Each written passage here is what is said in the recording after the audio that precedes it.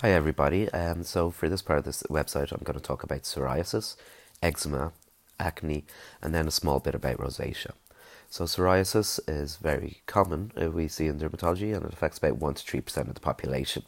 You can get two kind of peak times of onset between 15 to 25 years and again at 50 to 60 years.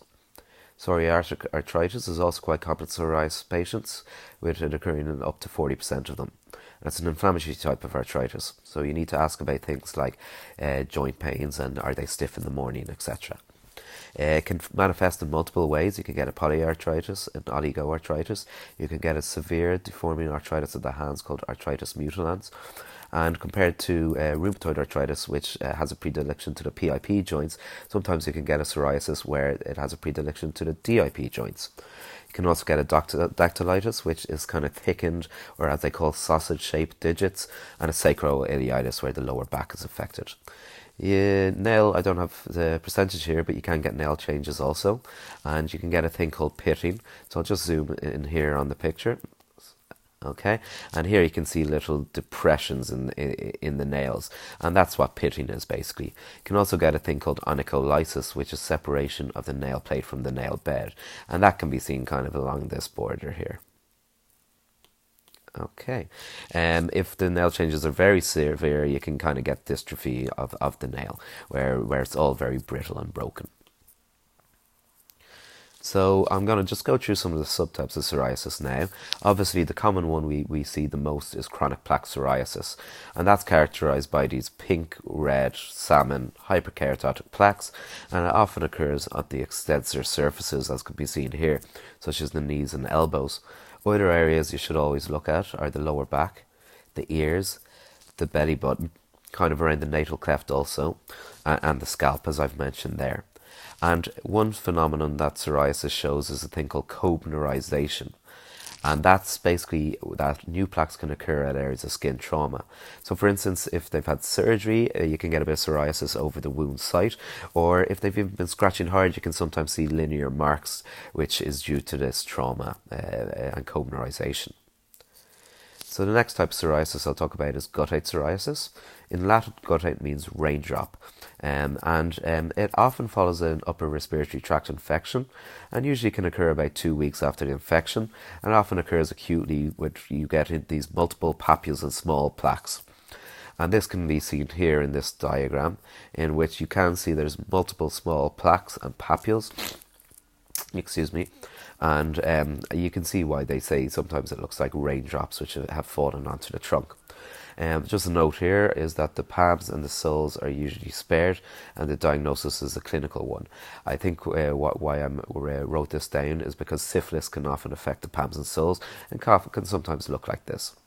So with regards to guttate psoriasis, usually resolves over a course of a few weeks with no treatment at all, but you can use simple emollients, different moisturizers, which may help with the itch. And for resistant courses, you might use topical steroids or a thing called phototherapy, in particular narrow-band UVB.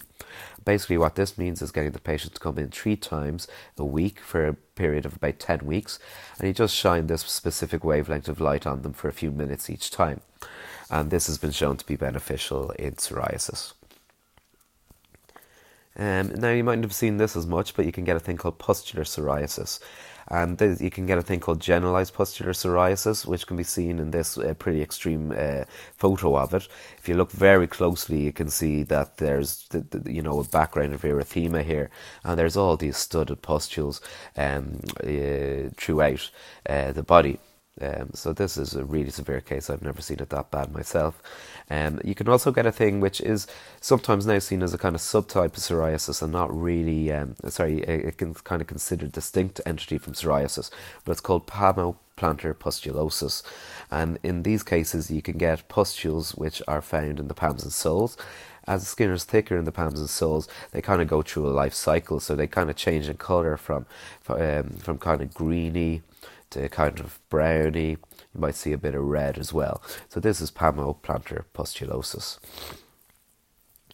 Now, just with regards to generalized pustular psoriasis, this is most frequently seen when patients have been on a course of steroids, either strong topical steroids or oral steroids, and then the steroids are quickly withdrawn. They get this rapid flare-up of this pustular psoriasis. Erythrodermic psoriasis. So erythroderma means widespread erythema of the skin. Depends where you look. It can either be greater than 80% or greater than 90% of the body surface area affected. And psoriasis is just one cause of erythroderma. I'll go into it later, but other things can be eczema, drug reactions, lymphoma, or a thing called pityriasis rubra pilaris, but I'll go into that later. The erythrodermic psoriasis may or it may not be preceded by the usual type of psoriasis. And patients can be quite stable or they can be systemically unwell. If they're systemically unwell, they can have high output cardiac failure because the heart's trying to pump to all this skin, and that they can also get poor temperature regulation. Now, just in general, flare-ups of psoriasis can be due to many things. So, as mentioned before, it could be due to a streptococcal sore throat, it could be due to trauma, as the Kobner phenomenon mentioned earlier, and it can be used due to medications, things like beta blockers, antimalarials, and lithium, among others. So the treatment of psoriasis, there's a whole range of different treatments. If it's mild to moderate, so kind of less than 30% body surface area, or if it's not affecting the patient too much, we might consider topical treatments. There's a whole wide range. You can use thick topical coal tar, you can use a whole range of topical steroids, and you can use a vitamin D derivative called calcipotriol. You can also use phototherapy, as I mentioned above.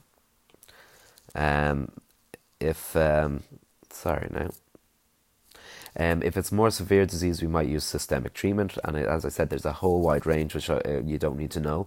But the two classic ones would be methotrexate, and if it's really severe and you just need to get them quickly under control, you might use cyclosporin. And now there's a lot of other treatments, and there's a whole lot of new biological immune modifying agents, things like the TNF blockers such as infliximab and adalimumab, which are used nowadays. So eczema is the next thing we'll talk about, and again it's very common. An incidence of up to about 5% in children, and 85% tend to get this atopic eczema before the age of 5. And as we all know, there can be a co-association with asthma or allergic rhinitis. And as opposed to psoriasis on the extensor areas, lesions tend to occur on flexural surfaces. And the main thing to think about when thinking about eczema is it's basically a barrier defect. So water gets out of the skin very easily and is dry, and then irritants and allergens can get into the skin very easy, and this contributes to inflammation within the skin. So this combination of dry skin and increased inflammation leads to constant itch. This makes the inflammation worse as you're scratching away at it, and this leads to a worsening itch-scratch cycle. And as a result, the skin gets very red, it gets very dry, and it gets very scaly.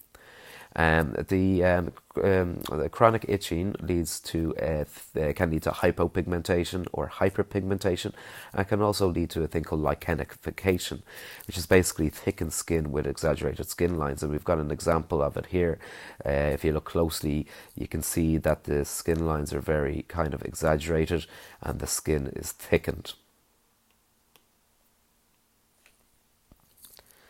The eczema tends to manifest differently depending on the age at which the patient is at the time. So for instance, in infants less than 1 year old, they often affect the face. So we can see here the cheeks are affected of this infant, but it can be widespread, affecting the body as well.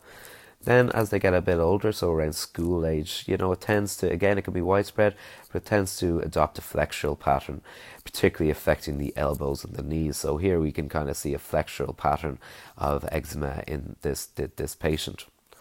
And then, I don't have any images of it, but often in adults it tends to become more localized, and the hands tend to be a big problem in adults with atopic eczema, and it can affect them, for instance, if they're hairdressers or if they are nurses, when they're dealing with lots of wet work and lots of different irritants, it can really be a big problem for them.